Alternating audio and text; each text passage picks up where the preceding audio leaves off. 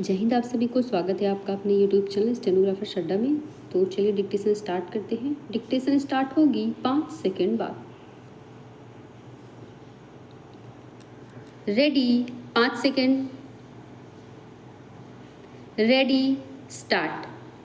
विमुद्रीकरण के बाद से ही भारत सरकार डिजिटल अर्थव्यवस्था को बढ़ावा दे रही है। इस क्रम में डिजिटल इंडिया और ई शासन जैसे अभियान में तेजी लाई गई। वर्ष 2024-25 तक $5 ट्रिलियन की अर्थव्यवस्था बनने का लक्ष्य रखा गया था। हालांकि यह आंकड़ा मौजूदा समय में मुश्किल से $4 ट्रिलियन के इर्द गिर्द है। भारत डिजिटल सेवा क्षेत्र में बढ़ रहे प्रत्यक्ष विदेशी निवेश के लिए एक आदर्श गंतव्य माना जाता रहा है। गौरतलब है कि यहाँ कुछ क्षेत्रों में प्रत्यक्ष विदेशी निवेश पर विशिष्ट सीमाएं और प्रतिबंध हैं। उदाहरण के लिए विनिर्माण और प्रौद्योगिकी जैसे क्षेत्रों में 100% प्रत्यक्ष विदेशी निवेश की अनुमति है, जबकि डिजिटल क्षेत्र में 26% तक FDI की अनुमति है, जो उच्च मांग के कारण तेजी से बढ़ रहा है। डिजिटल अर्थव्यवस्था ने वर्ष 2022-23 में राष्ट्रीय आय में 11.74% का योगदान दिया। कृत्रिम बुद्धिमत्ता, क्लाउड कंप्यूटिंग और डिजिटल बुनियादी ढांचे में प्रगति से वर्ष 2024-25 तक यह योगदान बढ़कर 13.42% हो जाने का अनुमान है। डिजिटलीकरण के मामले में भारत वैश्विक स्तर पर तीसरे स्थान पर है और 2030 तक डिजिटल अर्थव्यवस्था द्वारा कुल सकल घरेलू उत्पाद में लगभग 5वें हिस्से के योगदान का अनुमान है। इसकी सबसे बड़ी वजह जनसंख्या है, जिसमें नव उद्यम को भरपूर संभावनाएं हैं। पिछले कुछ वर्षों में निजी और सरकारी सेवाओं को डिजिटल रूप प्रदान किया गया, मगर भारत में गरीबी और अशिक्षा का आंकड़ा डिजिटल निरक्षरता का एक बड़ा कारण है। गौरतलब है कि वर्ष 2011 की जनगणना के अनुसार भारत में हर 5वां व्यक्ति गरीबी रेखा के नीचे है, जबकि हर चौथा नागरिक अशिक्षित है। किसी के पास मोबाइल होना डिजिटल होने का प्रमाण नहीं है, जब तक कि उसके पास इंटरनेट संपर्क आदि की सुविधा और जानकारी न हो। एसोचैम की एक रिपोर्ट से पता चलता है कि नीतियों में अस्पष्टता और ढांचागत कठिनाइयों के कारण महत्वाकांक्षी डिजिटल परियोजना में सफल कार्यान्वयन में अनेक चुनौतियां हैं, जिनमें बार-बार नेटवर्क संपर्क का टूट जाना भी है। कनेक्ट इंडिया मिशन के तहत राष्ट्रीय डिजिटल संचार नीति 2018 ने एक मजबूत डिजिटल संचार बुनियादी ढांचे का निर्माण के उद्देश्य से वर्ष 2022 तक 1 करोड़ सार्वजनिक वाईफाई हॉटस्पॉट लगाए जाने के लिए लक्ष्य निर्धारित किया था। इसके अलावा भारत 6G विजन के तहत वर्ष 2022 तक 1 करोड़ और 2030 तक 5 करोड़ सार्वजनिक वाईफाई हॉटस्पॉट बनाने का लक्ष्य भी निर्धारित किया गया है।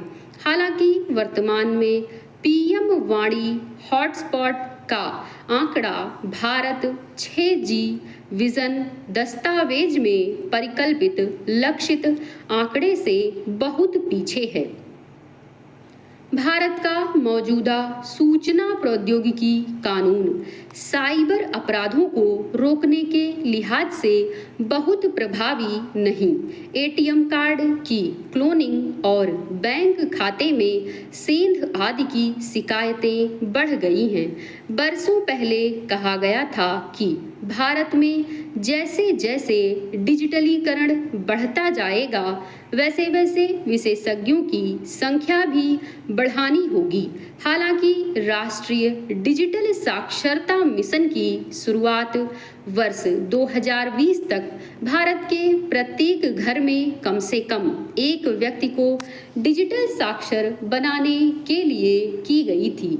देश में लगभग 38% परिवार डिजिटल साक्षर हैं। हालांकि केंद्रीय श्रमिक शिक्षा बोर्ड के अनुसार शहरी और ग्रामीण क्षेत्रों में डिजिटल साक्षरता में काफ़ी भिन्नता है।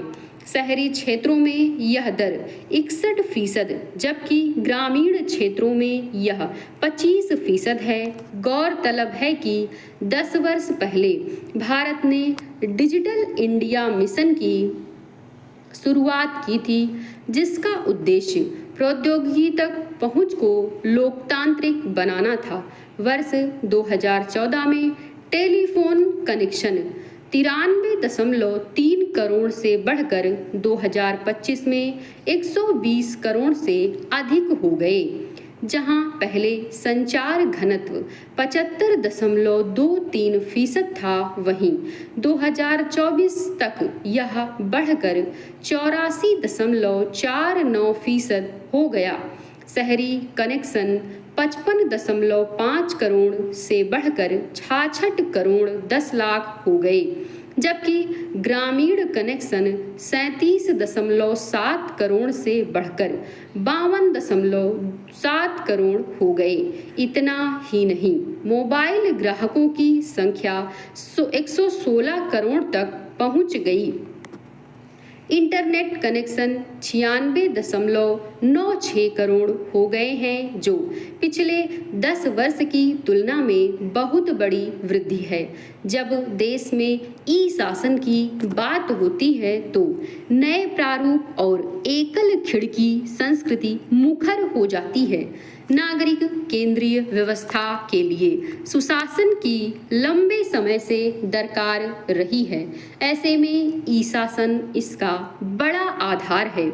ई शासन की रूपरेखा 5 दशक पुरानी है। हालांकि उस दौर में शासन डिजिटल तो नहीं था, लेकिन इलेक्ट्रॉनिक विधा के अंतर्गत आधारभूत व्यवस्था को सुसज्जित करने का प्रयास हो रहा था। गौरतलब है कि इलेक्ट्रॉनिक विभाग की स्थापना 1970 में हुई थी, जबकि 1977 में राष्ट्रीय सूचना केंद्र के साथ ई शासन की दिशा में कदम उठाया गया था। ई शासन को बढ़ावा देने की दिशा में 1987 में शुरू हुआ राष्ट्रीय उपग्रह आधारित कंप्यूटर नेटवर्क क्रांतिकारी कदम था, जिसका मुखर रूप 1991 में उदारीकरण के बाद सामने आया। वर्ष 2006 में राष्ट्रीय ई शासन योजना लाए जाने के बाद ई शासन व्यापक रूप में सामने आया और इसी कड़ी में 1 जनवरी 2015 को डिजिटल इंडिया की अवधारणा को जमीन पर उतारकर आम जन के जीवन को सूचना तकनीक के माध्यम से बेहतर बनाने का जो प्रयास किया गया, उससे देश डिजिटलीकरण की ओर तेजी से बढ़ा। डिजिटल शासन के 3 मुख्य क्षेत्रों में प्रत्येक नागरिकों की सुविधा के लिए बुनियादी ढांचा शासन और मांग आधारित सेवाएं तथा नागरिकों का डिजिटल सशक्तिकरण शामिल है। ई शासन से सरकारी कार्यों में दक्षता बढ़ती है, जबकि एक स्तंभ के रूप में इसमें लोग, प्रक्रिया, प्रौद्योगिकी और संसाधन शुमार होते हैं। गौरतलब है कि डिजिटल इंडिया भारत को सशक्त समाज और ज्ञान आधारित अर्थव्यवस्था के रूप में बदलने के उद्देश्य से शुरू किया गया है। इसमें जनता और सरकार के बीच संवाद को मजबूती मिलने के साथ ही व्यवसाय और नए अवसरों का सृजन भी शामिल था। समाप्त। ऐसे ही डिक्टेशन पाने के लिए चैनल को सब्सक्राइब करें और दोस्तों के साथ शेयर जरूर करें। Thank you.